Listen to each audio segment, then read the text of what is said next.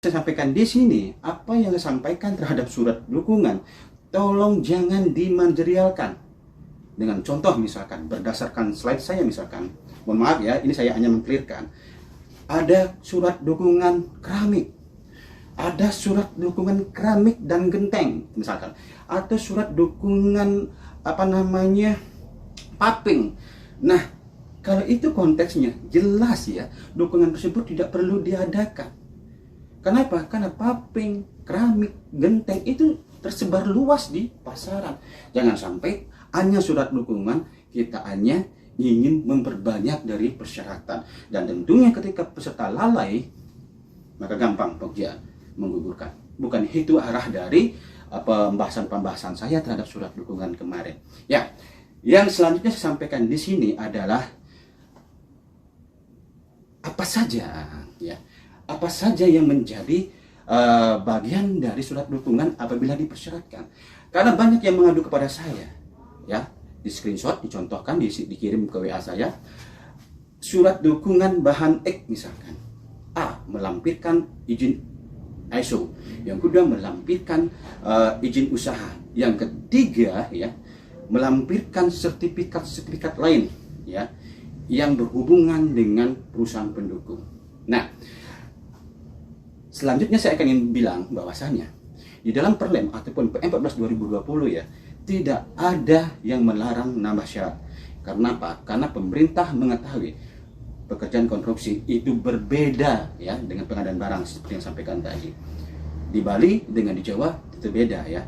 Ketika misalkan contoh di Bali ternyata pada saat ya mau dilaksanakan ya sebuah kebutuhan, namun terjadi gunung meletus misalkan, sedangkan di daerah A tersebut, di tempat gunung meletus tersebut sumber kuari, sehingga tentu PPK di sini akan memitigasi agar kebutuhan terhadap kuari ini dapat dipenuhi saat berkontrak. Ya apa-apa, justifikasi jelas ya, itu saya maksud.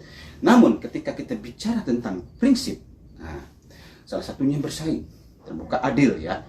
Jangan sampai ketika sudah kita mempersyaratkan surat dukungan, ya misalkan kuari tadi ya berdasarkan justifikasi yang sudah saya sampaikan, jangan sampai kita meminta legalitas dari perusahaan, dari pendukung.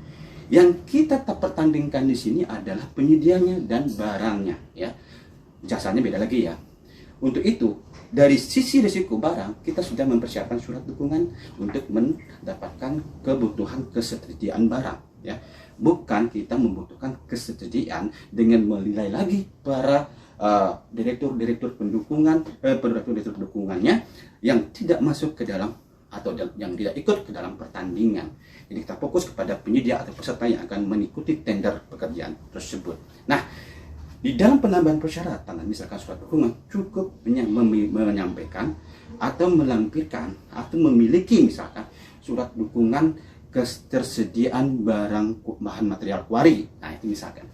Kita nggak perlu menyebutkan harus A, memiliki ISO, memiliki izin, dan lain-lain.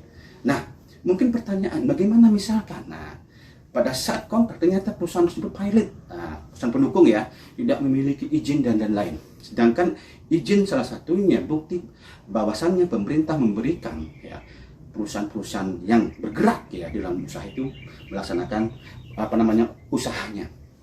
Jadi gini, di sini kita akan bisa memitigasi mana yang mau dipertandingkan, mana yang tidak. Sehingga ketika kita bicara dipertandingkan, maka yang utama adalah memiliki atau mendapatkan surat dukungan bahan material kuari tadi. Nah, permasalahan izin kembalikan kepada metode pelaksanaan. Jadi di sini BPK mempersyaratkan bahan kuari itu apa, di pekerjaan apa.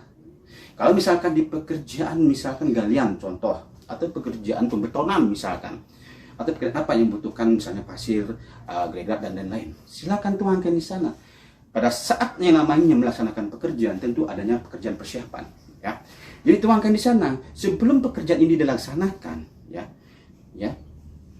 penyedia atau kontraktor wajib menyampaikan surat izin dari legalitas pendukung tadi, ya. Jadi ketentuannya dilakukan pada saat kontrak berjalan atau sudah kontrak ditandatangani. Ada yang namanya VCM. Sebelumnya pastikan di rapat persiapan dari kontrak bahwasanya pada saat pelaksanaan pekerjaan galian ataupun pembetonan dan lain-lain, sebelum pengawas memberikan persetujuan melaksanakan pekerjaan, maka peserta atau kontraktor sudah menyampaikan legalitas dari pendukung, atau setidaknya ya PPK meyakini bahwa si pendukung tersebut memiliki legalitas ya. Jadi dua pilihan, menyampaikan atau PPK sendiri meyakini. Silakan. Jangan beratkan penyedia di sini pada saat tender ya. Apalagi kita meminta legalitas dari si pendukung, bukan dari penyedia. Cukup di LDK diatur kemampuan perusahaan yang mengikuti tender tersebut yang dibuktikan dengan SUJK, SBU dan lain-lain ya. Nah, itu disampaikan kepada teman-teman semua. Salam pengadaan.